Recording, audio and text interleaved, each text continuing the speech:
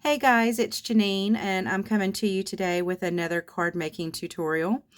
This one isn't so much about making these specific cards, although you will see that in the video clearly, but it is also about techniques.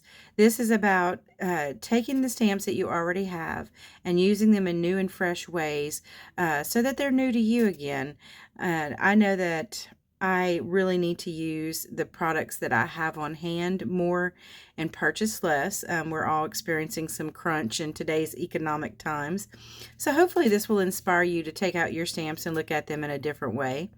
But if you are interested in purchasing some new products, a lot of these, well, all of the stamps were Stampin' Up! Stamps, and a little bit of the cardstock is Stampin' Up! Cardstock. This navy, for instance, is Night of Navy, and is one of my absolute favorite of all time cardstocks. I just love it. I really like Stampin' Up! Cardstock. I do purchase it when I run out of cardstock because I like the quality, I like the color selection.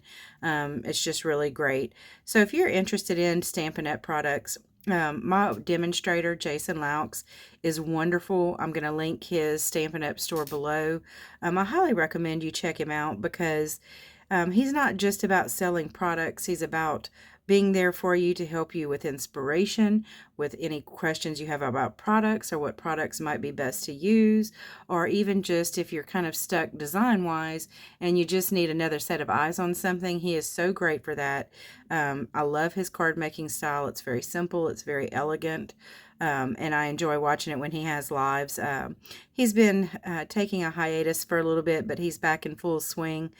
So again, check him out and join his Facebook group. I'm not sure if he has it linked yet or not, but if you'll join his sign up for a Stampin' Up! Account and designate him as your demonstrator, he will send you emails with any updates concerning his Facebook group or any lives that he's going to have. But anyway, I really hope you guys enjoy this video. Again, I think you're going to find the techniques are simple but inspiring, and I really hope you get as much out of the learning how to fix your oopsies. Anyway, thanks so much for tuning in. I appreciate you. Enjoy the video.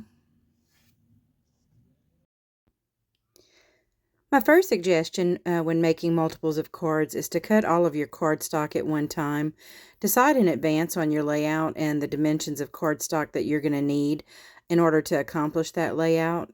And then cut as much cardstock as you're going to need and do it all at once. So for this lavender card, I did need two different of the smaller white pieces because I'm going to be die cutting from one and then adhering it to the other.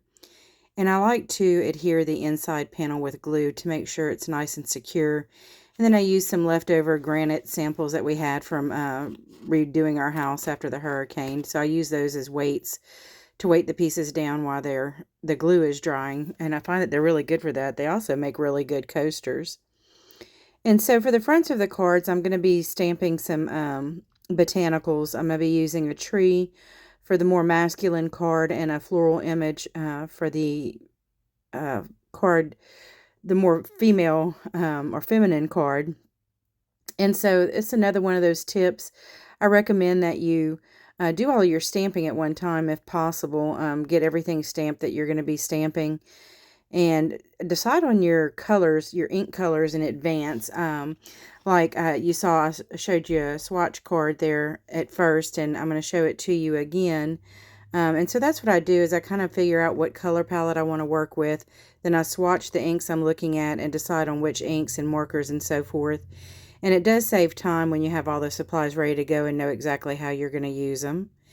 And we're going to be coming up on oopsie number 1 here shortly. I am using layered stamps from Stampin' Up! And I did not get the placement on the second layer that good. It was off a little bit. So I'm going to show you towards the end of the video how I fix that and make it disguise that altogether, and you won't even know that the stamping was off at all.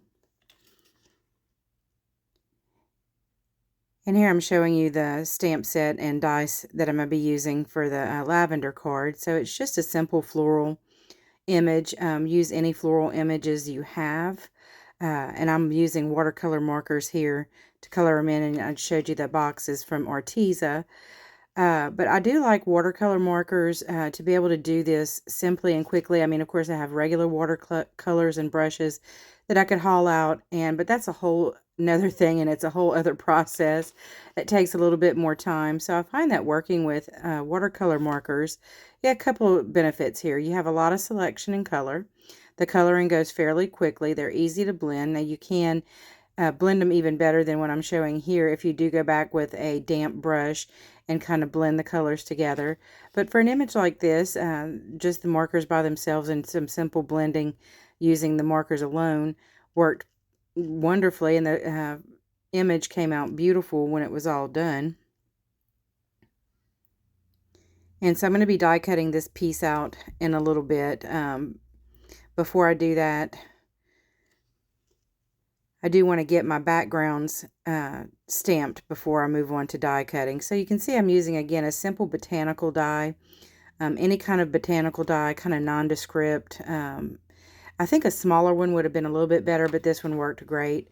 So what you're going to be doing is concentrating the stamping around the edge of the piece, because you're going to have that center panel that's going to cover up the middle of it. So you don't really need to worry about stamping the middle of the piece. Just make sure that you have nice, good images all the way around the card. And then before I put the stamps away, I pull out the front panel and put it over, over the center where it's going, so that I'll know if I got my stamping adequate around the perimeter of the card. And I find that I did need to fill in a couple of places. So that's what you see me doing here, is kind of filling in those areas that to me felt a little bit too blank and void of image. And so I'm going to repeat the process, just making these 2 cards. But if I was going to be making multiples of cards, I would just keep stamping, just continue doing this until I had all panels stamped and ready to go. I'm using an archival ink. It's great for watercolor markers, but it's also good for Copic markers or any kind of alcohol markers. So again, I placed the panel in the center, and I see that I had a little bit too much blank space on the left, so I'm just filling in there. And once I'm satisfied with that, I put all that away, and now I'm going to be doing my die cutting. And so this is another technique. I'm sorry, a little tongue-tied today. When you're going to be doing die cutting, do it all at one time. And do as many on your platform as will fit, so you're not having to run the dies through, many, many times. If you can get several pieces on your platform at once, it saves you a great deal of time. And I find that just overall repetitive motions, just doing, if you're stamping, do all of your stamping. If you're die cutting, do all of your die cutting. If you're coloring, do all of your coloring. Just getting those repetitive motions down saves you a ton of time, and you go faster and faster. So I'm using a Reor Memory Keepers Evolution as a die cutting machine I've had for years. Still works great. I still like the way you can adjust the tension on it with a knob rather than through sandwiches. And you can see I have oopsie number 1 there, or number 2 rather. I had a bit of ink show up on that inside panel, and I'm not really sure how it got there. But I'm going to show you how to fix that in a minute. And another technique I really like is using just a white satin ribbon and coloring it with alcohol markers to match whatever project I'm working on. And that way I don't have to have tons of different colored ribbon on hand. I can just have that white satin ribbon and color it to match my project. So that's another handy tip. And I'm using double-sided tape as a dual purpose here. So it's not just to adhere the panel onto the front of the card, it's also going to adhere the ribbon to that panel for me. So that's another tip, is to see how you can use your products to accomplish multiple things at one time. It's a real time saver, and it's a real product saver. It saves your supplies.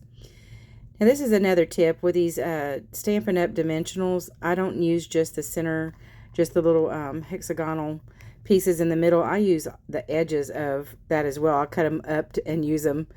So no bit of that goes to waste. I use every bit of it. And then I'm just trimming off a little excess that's kind of overhanging my stamped and die cut image. And I'm going to pop up this sentiment on dimensionals as well. I just really like that look. Now because there's more going on the front of this particular panel, I'm going to glue it to the front of the card rather than using double-sided tape. Whereas the blue panel is lighter, doesn't have as much on it, and I'm going to use double-sided tape to adhere that. Now I was going to use the enamel dots, but they weren't quite the right shade of purple, so I decided to go with the iridescent flat back crystals because they match everything. They will look perfect with no matter what color project you're doing. So that's another stash busting tip, or that's not quite the right term. Another way to have less supplies on hand, but use it in multiple ways. So those iridescent crystals just look nice on everything. So what I decided to do to fix oopsie number 2, and here comes oopsie number 3, I dropped my ink pad on the other side of that card. But in order to cover up that ink stain on the white side, I'm just going to use a coordinating stamp from the same stamp set as the stamp I used on the front. And I'm going to die cut it out and put it on, and it's going to look like an intentional embellishment rather than an oopsie. So that is tip number 2 for dealing with oopsies, is cover them up and do it in a way that coordinates with your project. Now for the other side, I tried a mono sand eraser to get rid of the ink, but it was just too much and it wasn't budging. That archival ink just wasn't budging. So I decided to just cut up another panel in the same color, use some double-sided tape to stick it on, and easy peasy, problem solved.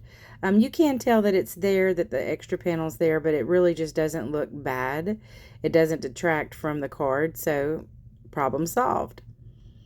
And so here you see I'm gluing the panel down to the front and cleaning up my mess because I always put too much glue. And then I'm using double-sided tape for the blue card because, again, it just doesn't have as much going on the front, so it doesn't need to be as heavily adhered as the first one. And here I'm fixing oopsie number 1. So what I'm doing is taking green markers, watercolor markers that are in the same tonality and shades as the green that I used, green inks that I used.